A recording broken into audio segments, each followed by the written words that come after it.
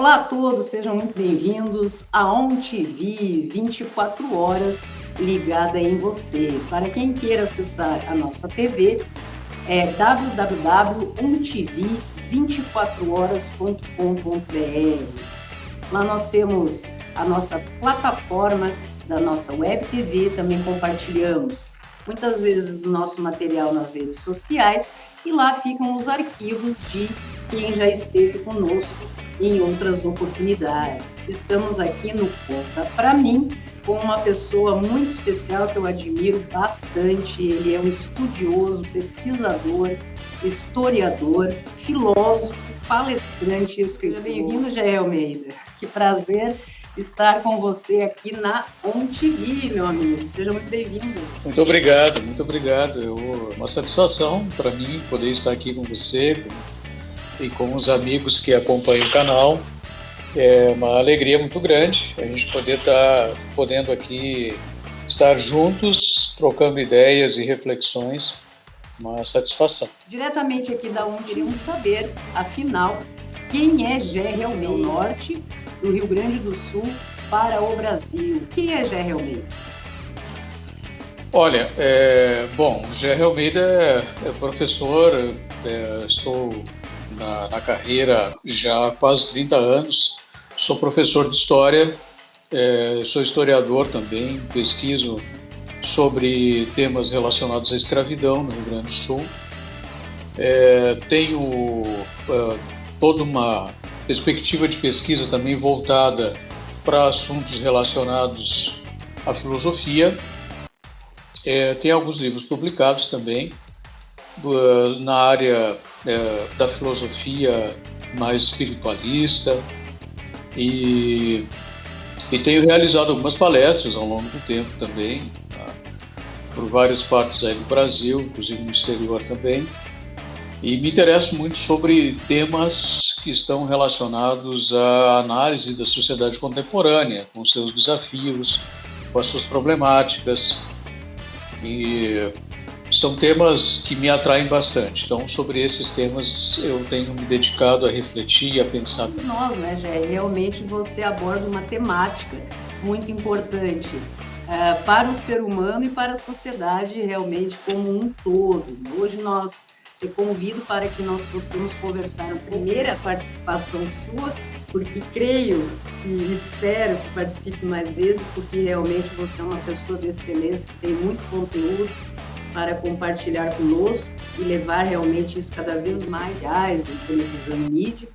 Mas eu te convido hoje para que a gente leve ao grande público uma conversa, realmente quais são os teus posicionamentos acerca da questão perdas. Nós vivemos realmente momentos muito difíceis, todo mundo passa por dificuldades nas suas vidas, momentos de tribulação e momentos de perdas, seja em relação a pessoas, em relação a expectativas, em relação a tudo, a todas as vertentes aí da nossa vida, nós temos que sim estar preparados enquanto seres humanos para lidar realmente com essa temática nas nossas vidas. E muito importante a questão da humanização do sofrimento, de acordo com o teu entendimento no que se refere à filosofia, à literatura, à história, enfim, toda essa bagagem cultural do Gerry Almeida para os nossos amigos. E sei também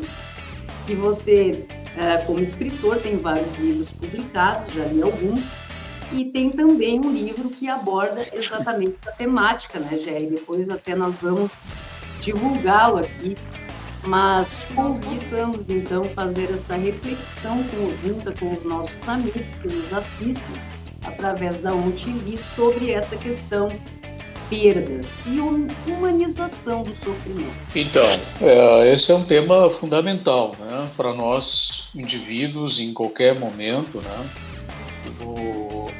Na verdade, assim, quando eu me dediquei, em período da pandemia, me dediquei a refletir sobre a questão das perdas, da morte, né? Nós vivemos um momento tão difícil, além de 2019 e 2020, onde tivemos ali o sofrimento de milhares de famílias, com as suas perdas de seus entes queridos, o enfrentamento da morte.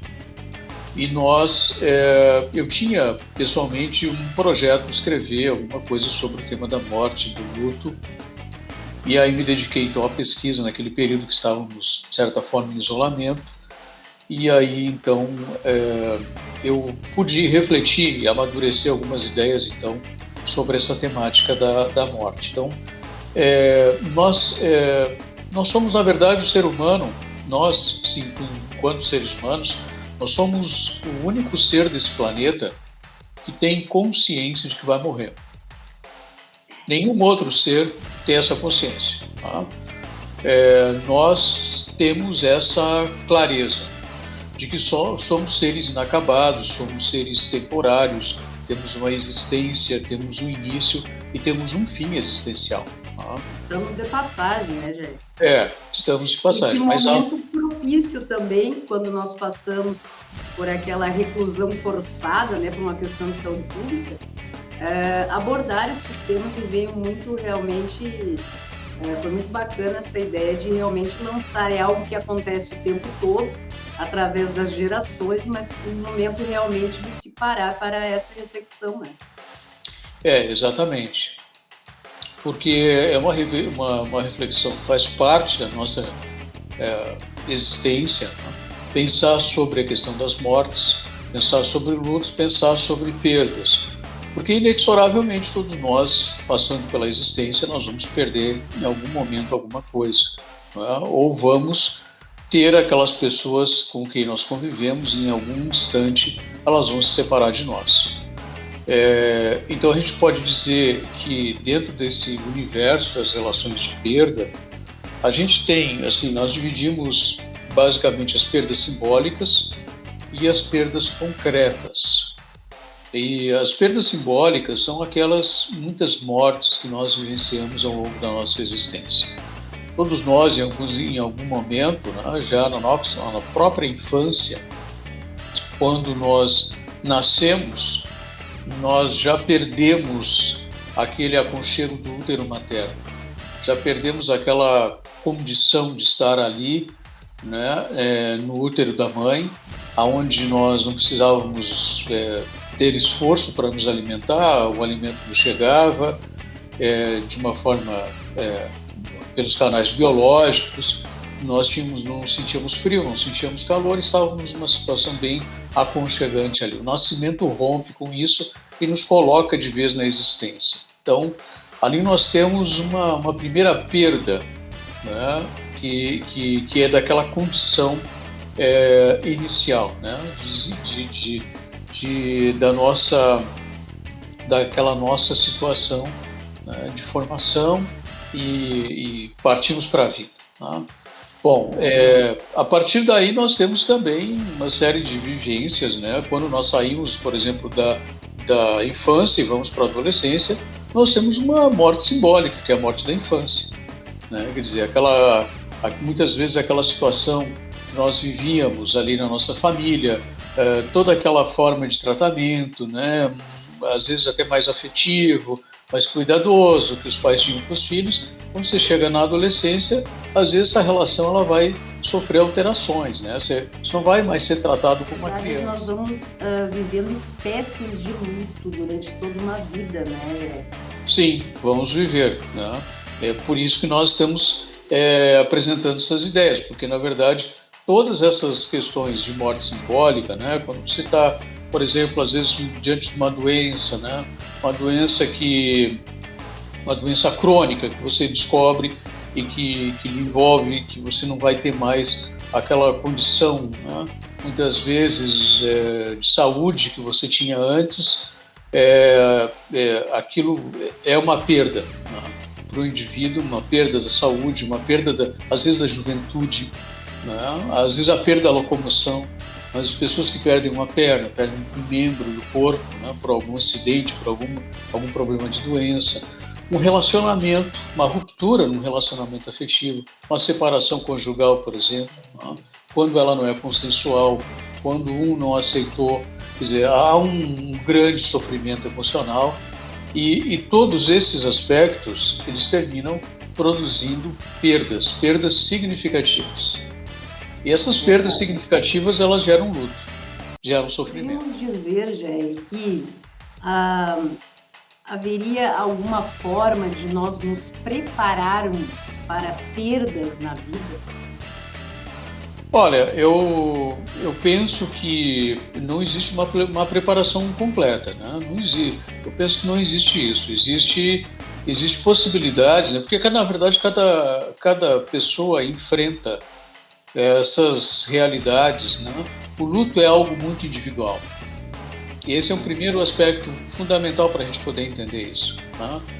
Às vezes você tem um familiar que ele está vivenciando aquele luto e a família não compreende, porque os outros membros da família já conseguiram elaborar aquele luto e aquela outra pessoa não conseguiu.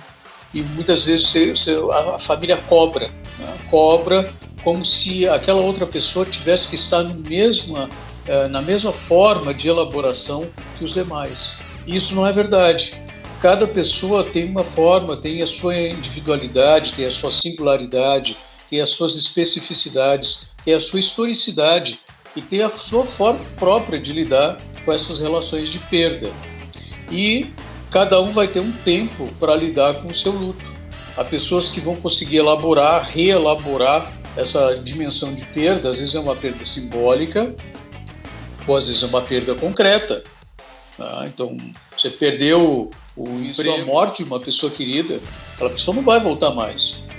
Então, você vivenciou aquela morte, aquela ruptura.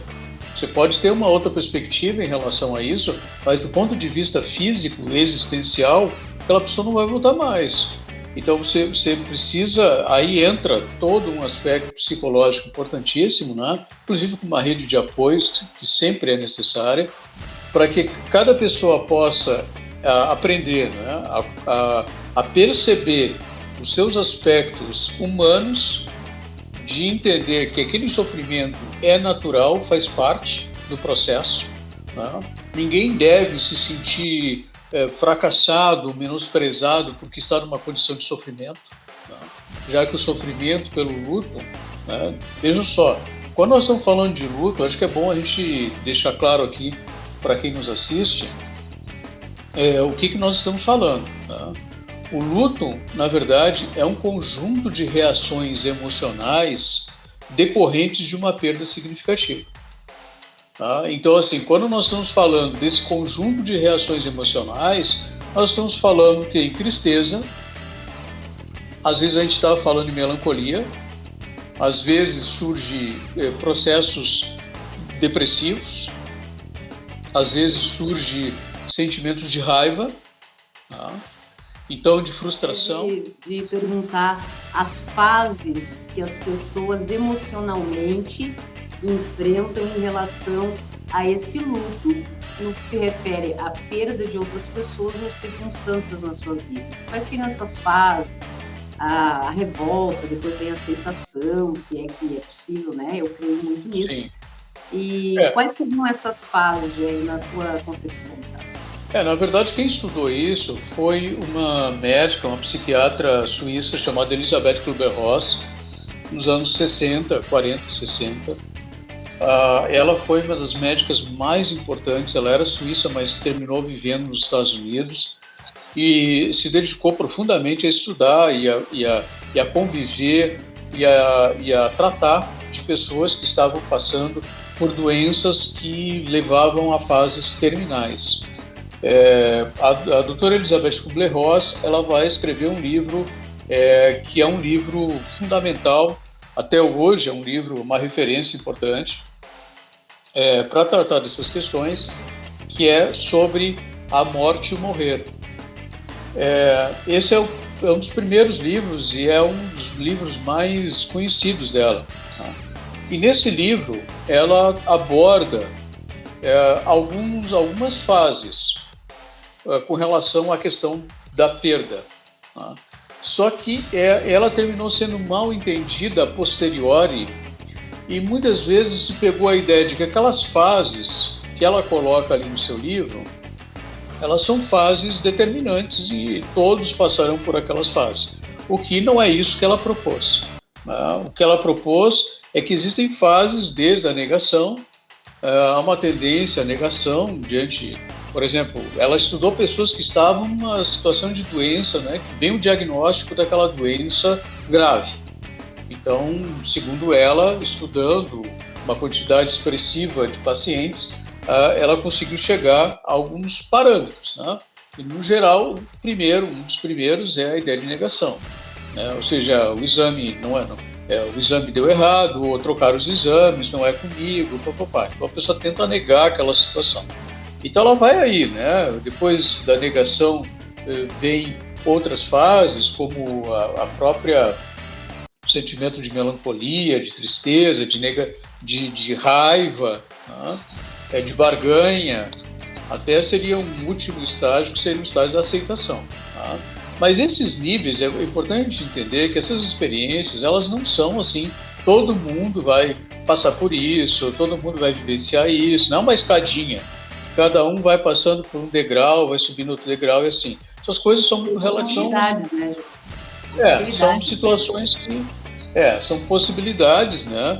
Mas que cada pessoa vai reagir, vai administrar e vai elaborar e vai reelaborar de acordo com a sua vivência própria. Na verdade, eu gosto mais de uma outra metáfora, quando se refere à questão do luto, que é a seguinte, o luto como sendo as ondas do mar. Então, vejam só, a pessoa que está, né, numa situação de luto, ela em dado momento é como se ela estivesse na praia, né, em contato com o mar, e aí vem o repuxo do mar, né, o repuxo da onda. E esse repuxo da onda é aquele momento de instabilidade emocional, de lembrança, de tristeza, às vezes, de melancolia.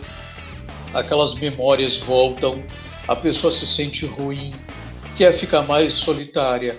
Enfim, é aquele momento em que há o refluxo, né, da água ali, entrando novamente, né, puxando para dentro do mar. Depois volta novamente, né, a água vem de novo, e aí como se a pessoa estivesse aí caminhando mais firme na areia, né?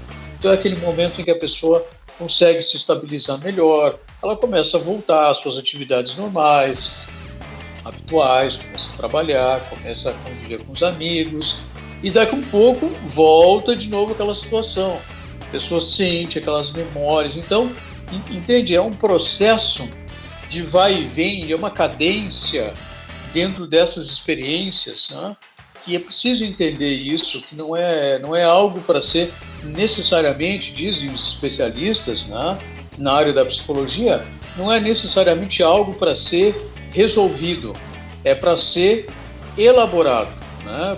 Tu vai reelaborando e vai aprendendo, inclusive com esse processo de sofrimento, com essa ausência de uma presença que não existe mais, você vai aprendendo também a ter que readequar a sua vida dentro de uma outra situação, né, que pode levar, inclusive, até um processo de autoconhecimento da própria pessoa. Então, isso vai ser muito relativo de pessoa para pessoa.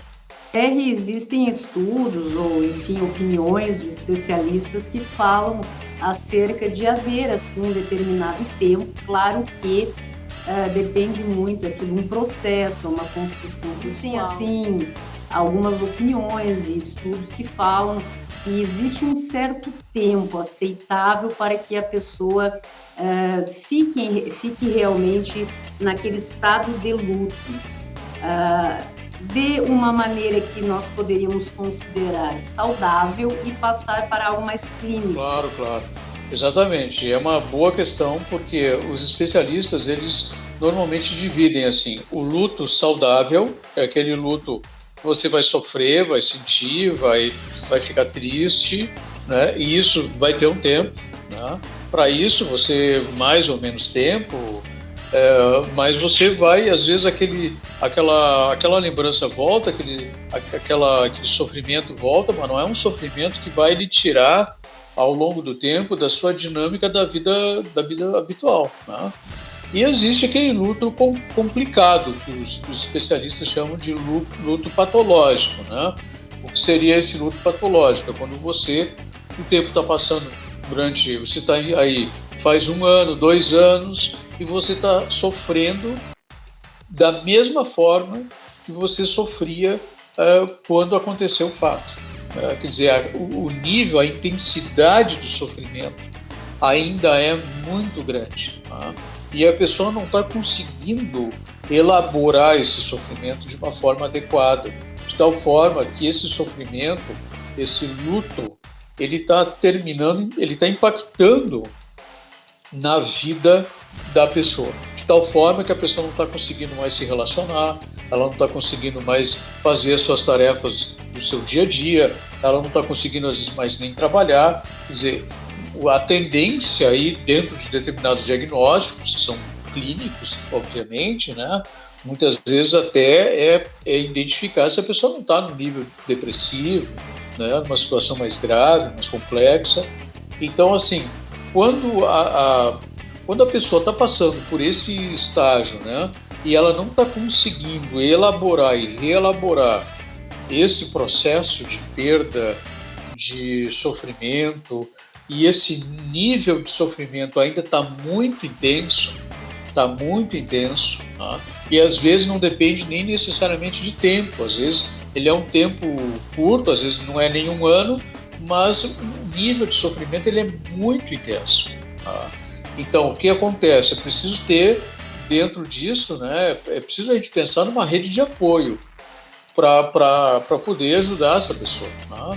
Porque às vezes a pessoa consegue perceber isso e ela própria busca ajuda, pede, né, busca socorro, conversa com os amigos, com os familiares, às vezes procura um terapeuta, né, uma ajuda especializada na área psicológica, mas muitas vezes a pessoa ela está tão envolvida, tão mergulhada naquele sofrimento, que ela tem dificuldade, inclusive, de manifestar esse pedido, né, de ajuda. Então, aquelas pessoas que estão em volta, que convivem com essa pessoa, né, os familiares, principalmente, os amigos, precisam ali estar presente, né, conversar, dar o apoio, sugerir assistência, tá?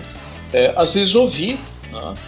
E a gente tem que cuidar muito com aquilo que as pessoas falam, porque às vezes na boa intenção do amigo, o familiar, na boa intenção de querer ajudar aquela pessoa, termina falando coisas que são adjetivações, ou são frases, enfim, que terminam não ajudando, né? Às vezes até banalizando. Né? Gatilhos, né? Exatamente. Então, coisas desnecessárias. Exatamente. Né? E às vezes a pessoa se sente até, né, menosprezada ali, porque ela já está sofrendo, né? E aí o outro diz, não sofre, né? Para que sofrer? Viva, né? Hoje o sol está tão bonito. A pessoa não consegue perceber isso, né?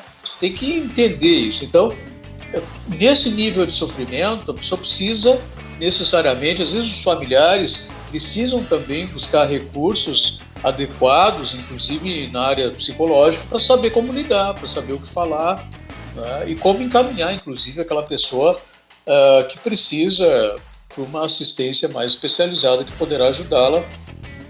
E às vezes, se isso não for muitas vezes buscado, né, se você não recorrer a isso, às vezes os danos podem ser mais graves. Né? Então, eu acho que o primeiro aspecto é não banalizar e não simplificar a dor do outro. Né?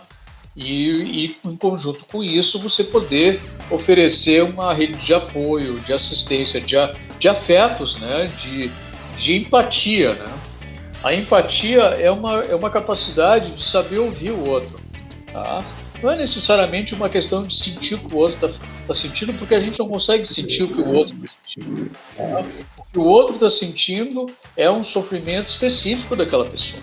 Nós poderíamos ter uma perda semelhante àquela que a pessoa teve, mas cada um, pela sua historicidade, pelas suas vivências, vai sentir, vai administrar isso de uma forma.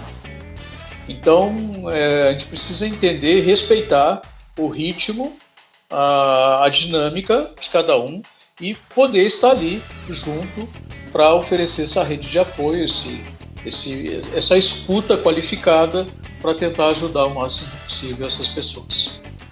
Bom senso também, né, meu amigo? É muito importante, até porque é muito difícil avaliar a intensidade, o grau do sofrimento do outro, né? A dor do outro, em aceitar mudanças, a não desistir de si mesmo, lidar com os medos, o desconhecido, porque muitas vezes as pessoas desconhecem, né? Ou não tem assim, além dessa questão familiar, muitas pessoas podem não ter famílias, né? Às vezes por perto, ou também serem céticas em relação a tudo, a todos. Então, eu até queria conversar contigo um pouquinho sobre essa questão, o que pode auxiliar as pessoas no que se refere a pedir ajuda quando realmente virem que há uma necessidade disso. Mas a fé também ajuda bastante, né, Gé? As pessoas disporem de algum conhecimento, entendimento, algo que lhes sustentem durante esse processo até que possam chegar a uma certa aceitação da perda. Até que ponto, em que medida a fé realmente ajuda que as pessoas possam irem se sentindo melhores através do conhecimento. O conhecimento ajuda bastante nesses momentos. Eu diria que sim, a fé ajuda, né? Ela ajuda, quanto mais esclarecida, né, a pessoa for, isso pode, sem dúvida, ter, né, um nível de espiritualidade, pode ter impacto sobre a saúde, né? Na verdade, existem áreas aí de estudo, hoje é muito comum na área da ciência, na área médica, né, que estudam o impacto, né, da espiritualidade sobre a saúde das pessoas. Então, agora, de novo, né, o que eu tenho, a minha reflexão sobre isso, né, é que ainda assim será algo muito individualizado, né? Você terá pessoas que poderão ter um nível maior de espiritualidade, de fé, mas diante de uma perda às vezes muito impactante, né, a pessoa muitas vezes ela não vai, talvez, né, dependendo da forma como ela venha lidando com essa questão de espiritualidade, talvez isso possa ajudar e atenuar. O que a gente tem que perceber é que isso necessariamente não vai livrar o luto, tá? Isso vai ajudar, vai atenuar, certamente, né? Vai oferecer uma base, né, para a pessoa poder ter um reforço interior, para poder ressignificar, através dos seus valores, das suas crenças, né, ressignificar aquela relação de perda que ela está vivendo. Né? Então é importante nesse sentido, porque se a pessoa conseguir fazer esse processo, né, de elaboração, reelaboração, ressignificação das suas perdas, dos seus sofrimentos, e com isso a fé, a espiritualidade puder colaborar nesse sentido, se ela já tiver elaborado isso, né, essas ideias através de estudos, de meditações, de reflexões, enfim, isso certamente vai ter algum impacto positivo no sentido de atenuar, sim. Tá? Agora, nós vamos encontrar pessoas que necessariamente não tenham, né? Não tenham também necessariamente uma perspectiva de fé religiosa, por exemplo. Tá? Mas são pessoas que têm um nível, às vezes, de maturidade não no sentido de maturidade, assim, maturidade que eu me refiro. São processos que a pessoa já foi fazendo, né? Ela já foi amadurecendo aquela ideia ao longo da vida de que ela é um ser temporário, tudo é temporário, estamos num uma dinâmica da impermanência, né? E como é impermanente, tudo pode mudar a cada instante. Então a pessoa já foi amadurecendo essa perspectiva, né? Às vezes diferentemente daquela outra que imaginou assim, ó, isso tudo vai durar para sempre, né? E aí, quer dizer, quando a pessoa perde aquilo, há uma ruptura, né? Ela fica no ar, ela não tem, porque ela alimentou a vida inteira aquela perspectiva de que né? Expectativas de que tudo é para sempre. Exatamente. E aí, quando tu vê uma ruptura, tu perde aquilo, tu fica sem chão, né? Então, a espiritualidade, sim, pode ajudar muito nesse sentido, sem dúvida nenhuma. Porque a espiritualidade também vai nos mostrando essa nossa relatividade da vida, né? Há várias vertentes, temos um mar de possibilidades de sermos auxiliados, orientados, adquirirmos conhecimento, maturidade, tudo que possa nos fazer, nos trazer aquele ímpeto de recomeçar. E essa é uma palavra que eu gostaria até de fazer essa reflexão contigo, te ouvir um pouco a respeito disso. Como recomeçar, né? Digamos que a pessoa esteja nesse processo, já houve a questão, acho que a aceitação é muito importante, mas como recomeçar, Jack? A partir do momento em que as pessoas, digamos que já tenham consciência de que perdas são inevitáveis na vida, né, em relação a tudo. Para os nossos amigos que estejam, de repente, passando por momentos assim, qual seria o gatilho para quem está atento às circunstâncias para recomeçar? Qual seria um dos passos? Claro que não é uma receita, diferente a isso, como você comentou, é tudo muito particular, é um processo individual, mas se nós pudéssemos, assim, em termos gerais, por onde recomeçar a partir do momento que você está consciente que realmente foi uma perda, não há volta ao que era, houve uma mudança que realmente não será restabelecida aquela situação anterior. Por onde recomeçar, além da aceitação? Né? Claro, pois é uma questão bem importante, né, e bem complexa também, né?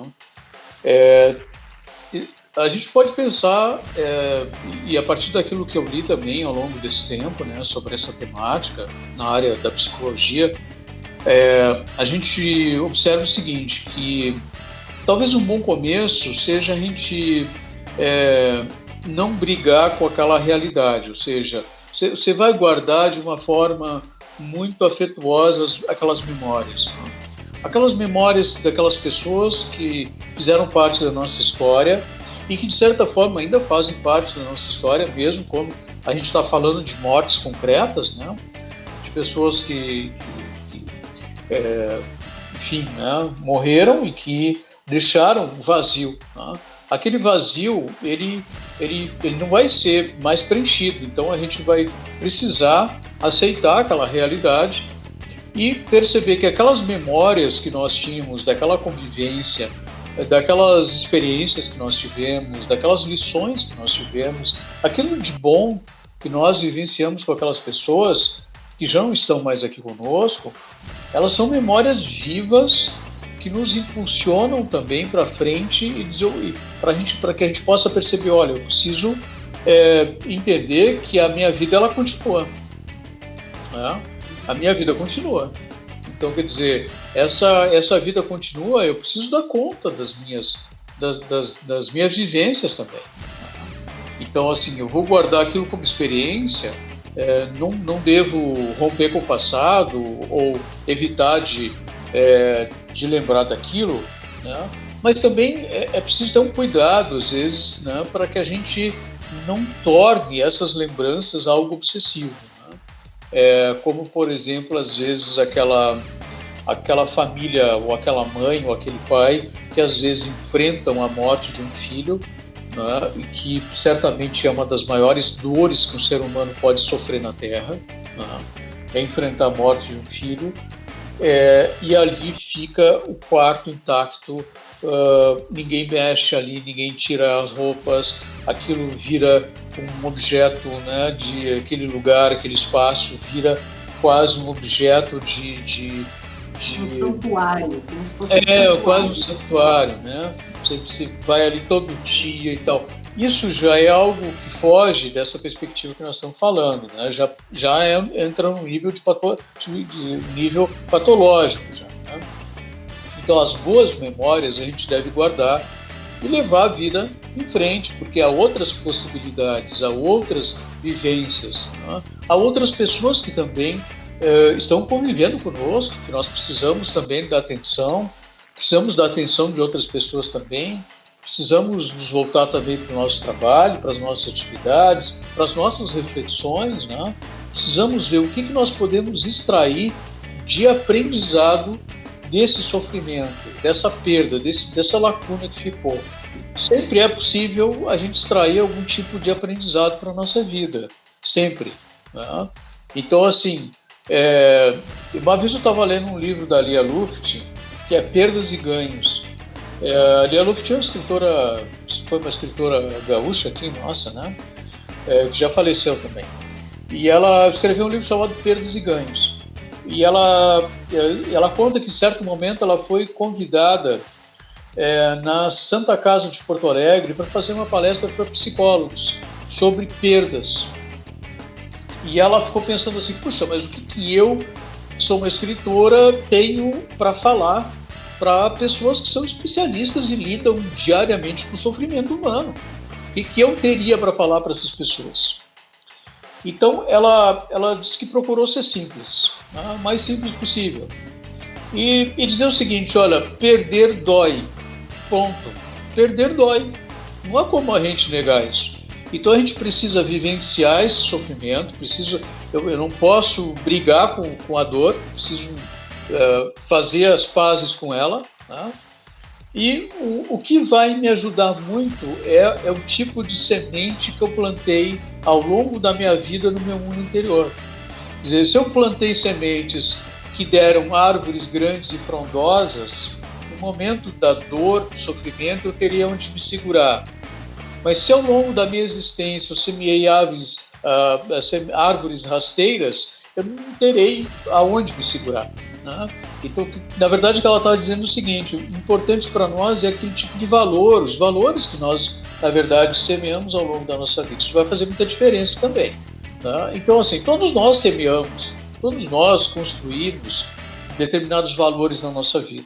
E é preciso a gente resgatar. Talvez aquele momento de sofrimento seja um momento importante para a gente olhar e descobrir dentro de nós aquelas forças insuspeitadas que estavam lá adormecidas e que nós precisamos agora delas exatamente para seguir em frente. E se a gente olhar para dentro, a gente vai descobrir e vai encontrar elas, e elas vão nos ajudar bastante a seguir em frente, ressignificar aquela situação e perceber, olha, esse vazio é esse vazio, eu não vou ter como repor.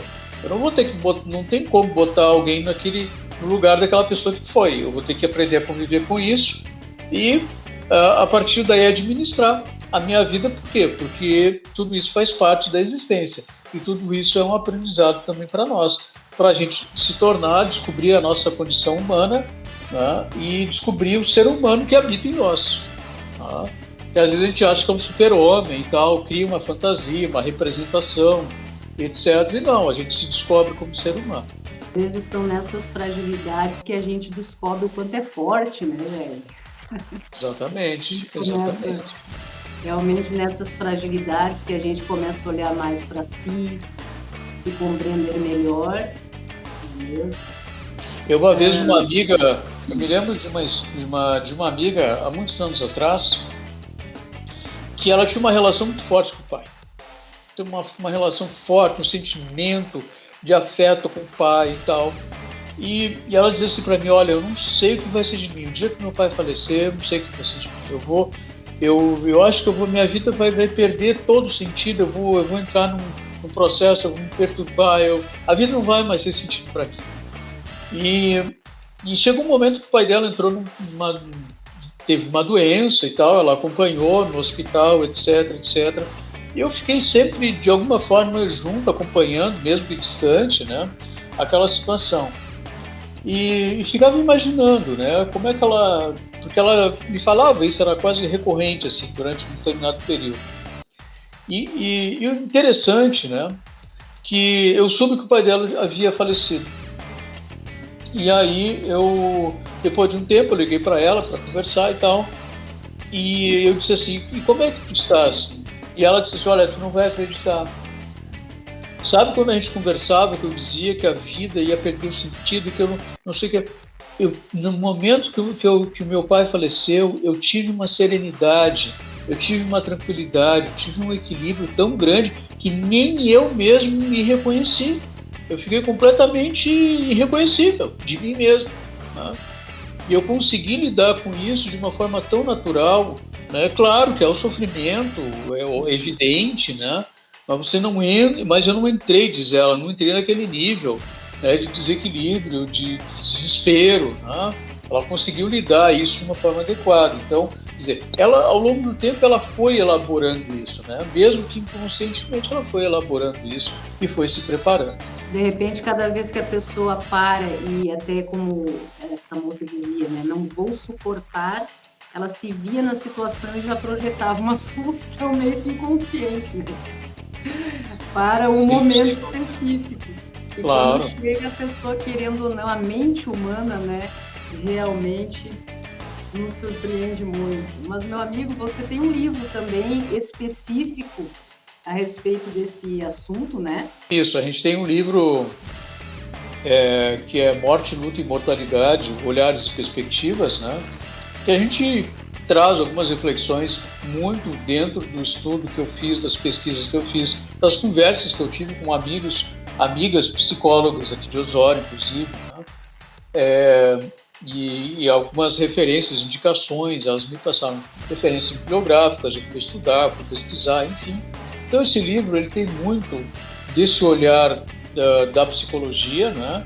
de alguns estudiosos dessa área, algumas referências dessa área, né? E alguns olhares também no contexto da espiritualidade, né? Para a gente discutir um pouco isso de uma forma mais, digamos assim, mais filosófica, né? Sem pretender nenhum tipo de receita ou nem nenhum tipo de orientação também, né? Mas apenas gerar reflexões, são reflexões do nosso próprio inacabamento, né? E a gente vai pensar sobre isso, não que a gente vá pensar em se preparar, assim, sentir, eu vou estar preparado para isso. Não, isso aí eu acho que é meio complexo, né? Às vezes a gente acha que não está e está, às vezes a gente acha que está e não está, né? Então só o momento, de fato, vai nos mostrar. Se a gente tiver ótimo, se a gente não tiver, também tranquilo, porque isso faz parte da vida, né? Uma leitura muito bacana porque acaba instigando as pessoas a pararem para refletir um pouco sobre o assunto, né, Jeff?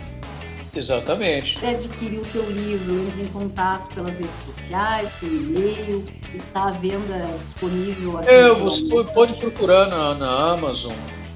Acredito que esteja nas livrarias, nas livrarias virtuais ou em livrarias físicas, está lá. É uma editora do Rio de Janeiro, e então ela distribuiu mesmo, né? Eu acredito que está na Amazon e outras livrarias virtuais também. O que é essa abordagem, no caso, para o pessoal que está nos assistindo não viu, aspectos filosóficos, humanização do sofrimento? Que abordagem é essa que você procura trazer para a gente?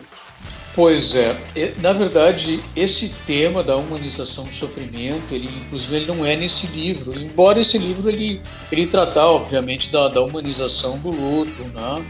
Também, obviamente, aborda essa temática, né? Mais voltada à questão da morte, né? Mas eu tenho um livro que vai sair o ano que vem, de uma editora de São Paulo, que é Sociedade da Esperança, que é uma análise a partir de alguns teóricos atuais, entre eles um filósofo coreano chamado Byung-Chul Han, e ele aborda muito, ele é um analista da sociedade contemporânea, eu tenho lido muito sobre ele, e ele discute essa perspectiva da humanização do sofrimento, né? Mas essa é uma questão, né? A humanização do sofrimento, de uma forma geral, é a gente pensar que a gente poder olhar um olhar crítico para a sociedade contemporânea que nós estamos vivendo, e eu acho que é importante aí, né, é claro que é um tema bem complexo, assim, e que é uma sociedade hoje, a sociedade hedonista, uma sociedade de prazer, uma sociedade de felicidade, sabe? Aquela história assim, parece que todo mundo tem que ser feliz. Nós vemos uma ditadura da felicidade, ou aquilo que a gente chama hoje de um otimismo tóxico, sabe?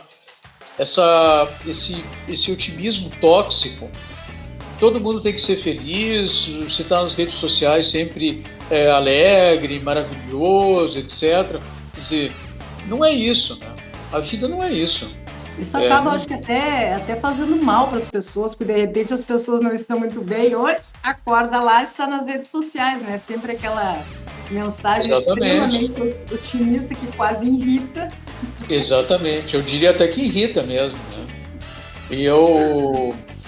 Exatamente, é irritante aquilo porque você está num mundo completamente fora do tópico, né? Bom, não quer dizer que a gente não tem que ser otimista, não é isso que eu estou falando, né? Nem eu, nem os pensadores, não é isso. Mas assim, o que se fala de um otimismo tóxico, é aquela coisa exagerada. As pessoas não estão, muitas vezes, dando o devido valor à questão, por exemplo, de um familiar que está vivendo uma depressão. Não, isso é bobagem, isso aí é frescura. Né? Chega final de ano, Natal, todo mundo tem que estar alegre, maravilhoso, bem.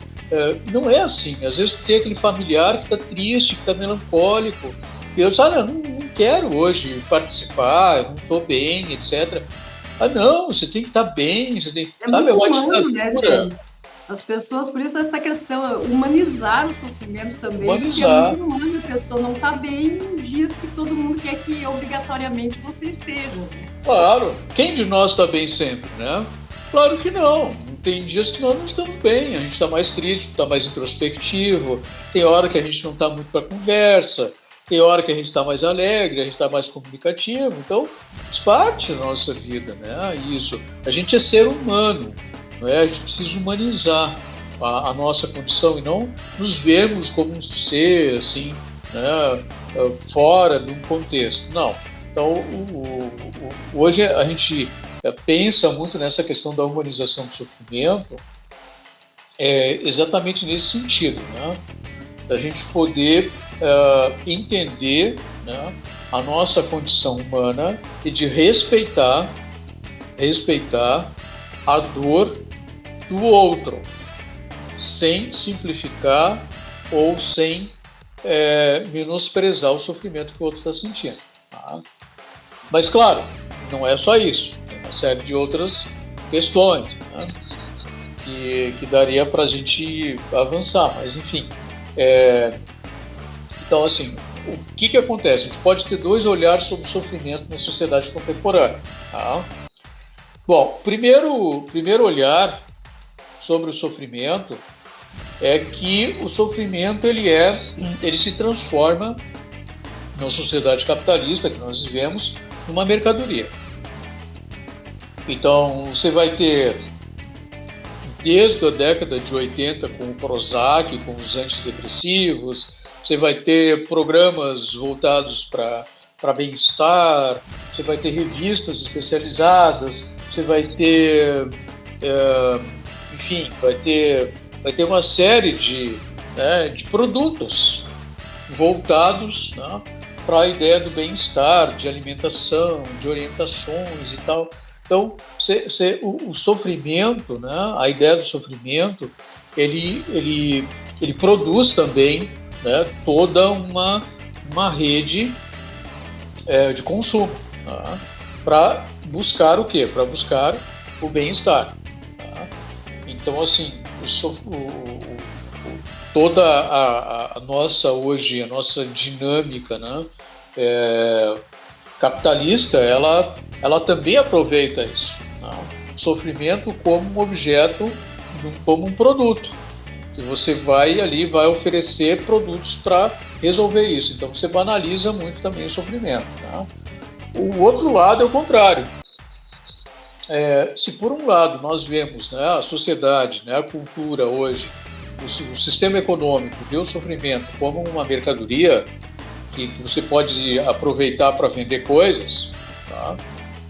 Por outro lado, você vê também um sistema que vai interditar o sofrimento, porque a ideia do sofrimento ela vai entrar em choque,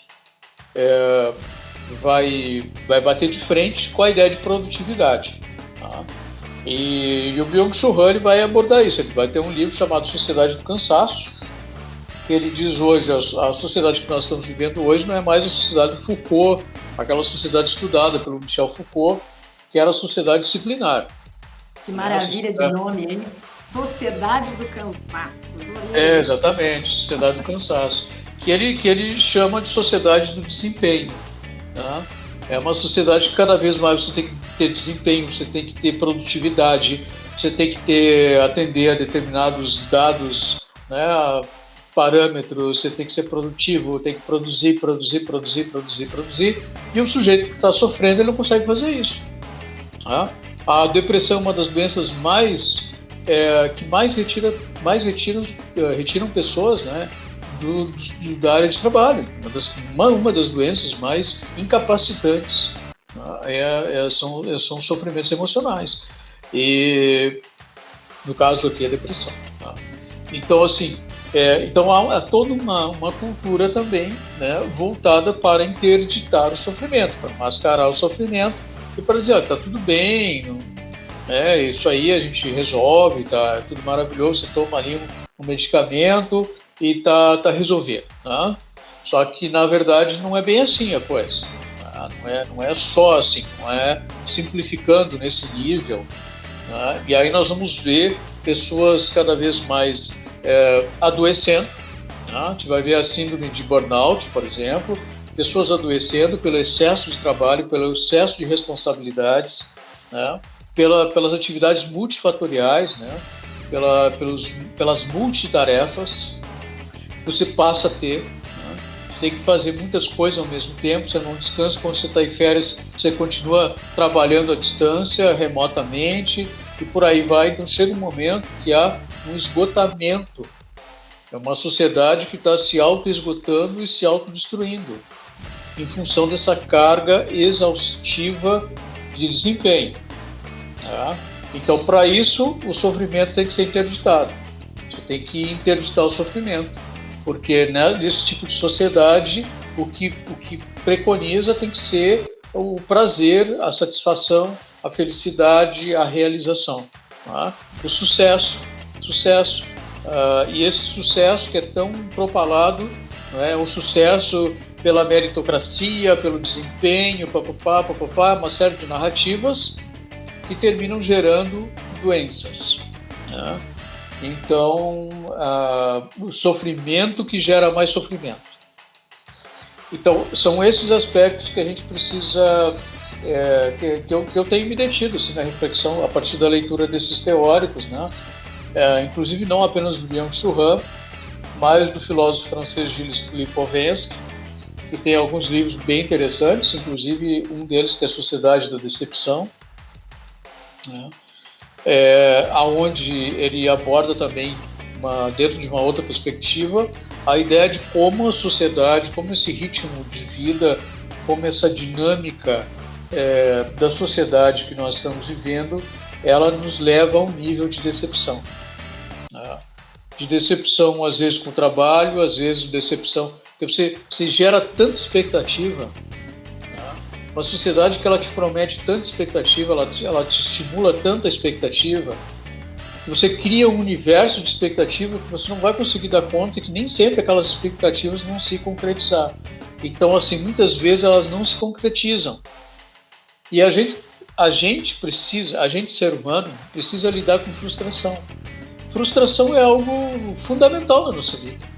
Né? Se a gente não aprender a se frustrar, a gente não aprende a lidar com as perdas, inclusive. Tá? Então, entra no nível de decepção. Então, são esses aspectos da sociedade contemporânea que parece que sejam importantes para a gente pensar. De se construírem cada vez melhores enquanto pessoas que fazem parte de um conjunto que tem que funcionar para todo mundo. É uma questão fundamental, sem dúvida, né? porque a gente está tratando de uma perspectiva social, né? O sofrimento, ele não é algo, ele precisa ser socializado, né? E nesse sentido também há um aspecto, né, de responsabilidade também das políticas públicas, no sentido de gerarem, e na minha opinião pessoal, eu penso que um dos aspectos fundamentais para o nível de saúde social, a saúde social que implica a saúde dos indivíduos. E a saúde não é necessariamente a ausência de doença, né? A saúde que eu estou me referindo é um nível de bem-estar do indivíduo, tá? Acho que um dos elementos fundamentais, e que é uma área também que está muito vinculada às políticas públicas, né? É claro, obviamente, não estou nem me referindo aqui naquilo que é absolutamente fundamental, né? Você tem uma qualidade de vida material adequada, você poder ter uma casa digna, né? Ter alimentos, né? Você ter condições de ter roubo, atender às suas necessidades de saúde, né? Quer dizer, isso seria o básico, né? O básico que milhares de pessoas não têm, tá? Então, eu acho que a questão das políticas sociais são políticas de saúde pública. Então, você atende às políticas sociais, políticas de bem-estar social, tá? Geração de emprego, geração de renda. Com emprego e renda, de uma forma adequada, as pessoas podem ter acesso a algo fundamental que é a cultura, tá? Que é a cultura, ela é fundamental para a saúde, tá? Quer dizer, não basta ter apenas dinheiro, não é isso que eu estou me referindo, porque tem pessoas que têm dinheiro e também não têm cultura, tá? Não tem interesse de cultura. Mas, assim, a questão de emprego, de condições de renda, ela é fundamental, né? Porque vai dar condições para as pessoas delas terem uma vida digna, e as pessoas que têm uma vida digna, né, que têm uma segurança financeira, elas também têm possibilidades de ter um acesso maior aos aspectos culturais, né? Um cinema, um teatro, né? Um festival de música, né? E mesmo quando esses eventos não são pagos, a pessoa não vai no teatro que é pago, o próprio poder público, né, ele também, através dos seus órgãos culturais, também tem a obrigação de levar isso, né, para a população, de uma forma, ofertar cultura para a população, né, ofertar cultura das suas diversas expressões, né, para a população. Então, assim, uma população que ela... hoje a gente pensa assim, por exemplo, outro dia eu estava me lembrando o seguinte, olha, como se multiplica as farmácias, tá? Você tem uma farmácia em cada esquina, tá? Você tem uma farmácia em cada esquina. Onde é que estão as livrarias? Onde é que estão as livrarias? Onde é que estão os teatros? Você não tem teatros, você não tem livrarias, tá? Então, quer dizer, isso é um sintoma de uma sociedade doente. Então, você não tem uma oferta de cultura para as pessoas, tá? A cultura, ela trabalha a mente das pessoas, trabalha o sentimento das pessoas, tá? Trabalha as representações, o imaginário.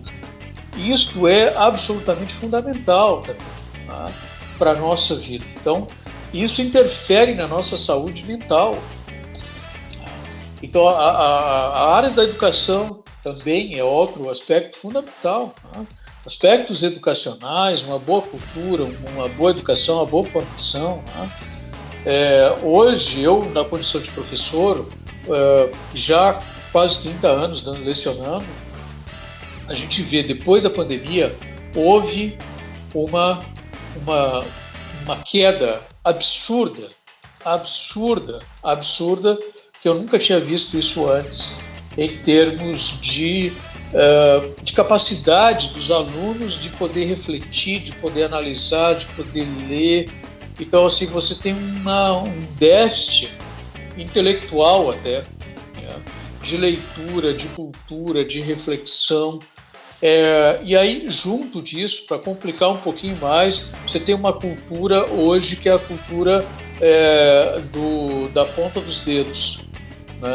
A cultura dos smartphones, daquela coisa fast food, né? Então, assim, ninguém mais lê livro, né? Estou exagerando, né? Dizer ninguém é exagero. Mas, assim, uma boa parcela... A questão do imediatismo, né, já tem que ser tudo para ontem. Então, a tecnologia vem para ajudar a gente, óbvio, né? Claro. Mas não para ser um estilo de vida. Exatamente. As pessoas precisam de um tempo, né? E a vida não é só, como você disse, pagar boleto. Claro. Essa nossa reclusão meio forçada aí por 2 anos, mais ou menos, acabou restringindo bastante as nossas possibilidades em relação a tudo que você disse, e parece que só realmente farmácia e mercado que é importante. Né? Por isso que hoje a gente vê, por exemplo, como as pessoas... é um mercado que está aquecido, e aí sim pode dizer que é uma área que está bastante aquecida, que é a área do turismo, né? É uma área que as pessoas hoje, qualquer feriado que dá, as pessoas saem das suas metrópoles, das suas cidades e vão para as praias, vão para o campo, vão para as pousadas, enfim, porque as pessoas querem aliviar um pouco a tensão desta sociedade do desempenho que está aí, né? Então, assim, nós temos a questão do turismo, que é fundamental também para as pessoas poderem aliviar um pouco essa tensão, e tem a questão cultural, que é fundamental também, né? Para você ter uma oxigenação, né, das ideias, você poder refletir sobre outras coisas, você não ser um ser bipolar, né? Bipolar no sentido psíquico, né? Assim, no sentido de ver a vida, né? Ver a vida de um lado e do outro só, certo? 2 perspectivas, né? Você poder olhar a multiplicidade das possibilidades, né? E isso só a cultura oferece, só a leitura, só a reflexão, né? A literatura. Então, isso é fundamental, né? Para a nossa saúde, psicológica. Diretamente da UTV, nós conversamos hoje com o nosso amigo Gerry Almeida, aqui do Litoral Norte, historiador, estudioso, pesquisador, filósofo, escritor e palestrante também. A todos que queiram conhecer os seus trabalhos, porque ele tem vários livros publicados, podem acessar a Amazon, só procurar por Gerry Almeida, também através das redes sociais, um direct lá, alguma informação mais específica a respeito de livros relacionados a alguns assuntos. Nós temos então um livro já no forno, como se diz, Gerry. Ele deve sair em março do ano que vem. Então, a editora Ecomênios, que é uma editora de São Paulo. Aí a gente vai trabalhar em vários temas, como a questão do sofrimento na sociedade contemporânea, as patologias do social, a revolução da esperança, a sociedade do cansaço. A construção de uma sociedade melhor. É isso aí, a gente precisa pensar, refletir, né, sobre a sociedade que a gente está construindo. Às vezes uma sociedade até com carência, com déficit de humanidade, né? O ser humano, o ser humano por vezes não se humanizou, né, adequadamente, assim, não se humanizar no sentido de não desenvolver aquele sentimento de empatia, né, pela condição humana, por aquele que sofre, por aquele que passa uma situação mais difícil. E a gente precisa resgatar um pouco dessa humanidade que habita em nós. Até porque nós precisamos, né, Gerry, ir arrumando a casa para as próximas gerações, não é mesmo? E é importante, sim, que a gente contribua para tudo. Aqui com o Gerry Almeida, na ONTV, agradecemos imensamente a tua presença, Gerry. Para nós é uma satisfação gigante. Já te conheço há aproximadamente uns 10 anos, eu acho, ou mais, mas é muito bacana realmente estar conversando contigo. Você está sempre com novidades, temas realmente muito mais importantes para a gente. É uma satisfação muito grande tê-la aqui conosco. Obrigado, Eugênia. Eu que agradeço. Convite generoso, carinhoso para a gente poder estar aqui hoje. Agradeço muito a oportunidade de a gente estar podendo conversar com as pessoas que seguem, que acompanham, né, o canal, e foi uma alegria, né? Um grande abraço a todos.